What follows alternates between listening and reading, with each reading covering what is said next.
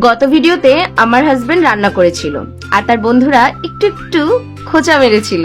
আরে ভাই, বউকে একদিন রান্না করে খাওয়ালেই কেউ বেচারা হয়ে যায় না, বরং সে একজন দায়িত্বশীল স্বামী হিসেবে পরিচিত হয়।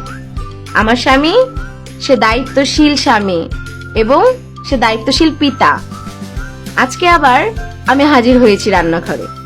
চলুন বানাই আলু, ঢেঁড়স আর চিচিঙ্গা দিয়ে দারুণ মজাদার পাবদা মাছের ঝোল। প্রথমে এই পাবদা মাছগুলো ভালো করে ধুয়ে হালকা করে ভেজে তুলে রাখলাম। এরপর আলু, ঢেঁড়স আর চিচিঙ্গা ধুয়ে কেটে প্রস্তুত করে নিলাম। মাছ ভাজার সেই সুগন্ধি তেলেই দিলাম পেঁয়াজ কুচি। পেঁয়াজ একটু নরম হয়ে এসেছে, তখনই যোগ করলাম পেঁয়াজ বাটা, রসুন বাটা আর 2টা কাঁচামরিচ বাটা। তারপর হলুদ গুঁড়া, ধনিয়া গুঁড়া আর মরিচ গুঁড়া দিয়ে অল্প একটু জল ছিটিয়ে মশলাটা সুন্দর করে কষিয়ে নিলাম। এরপর আলু আর চিচিঙ্গা দিয়ে ভালো করে কষিয়ে ঢেঁড়স যোগ করলাম। সবকিছু মিশে গেলে পরিমাণ মতো জল দিয়ে দিলাম। আলু সিদ্ধ হয়ে ঝোল সুন্দর হয়ে এলে ভেজে রাখা পাবদা মাছগুলো দিয়ে দিলাম।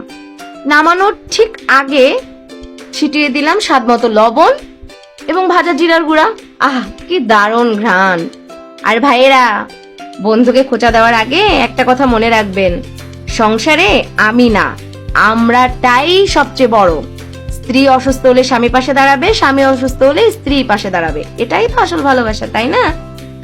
আর আপনার বাসা, অফিস বা দোকানের নিরাপত্তার জন্য সিসিটিভি ক্যামেরা ইনস্টলেশন সার্ভিস লাগলে আজই আমাদের সঙ্গে যোগাযোগ করুন। সাশ্রয়ী মূল্যে মানসম্মত ইনস্টলেশন ও নির্ভরযোগ্য সার্ভিস দিচ্ছি। ভিডিওটি ভালো লাগলে লাইক, কমেন্ট আর শেয়ার করে পাশে থাকবেন। ধন্যবাদ।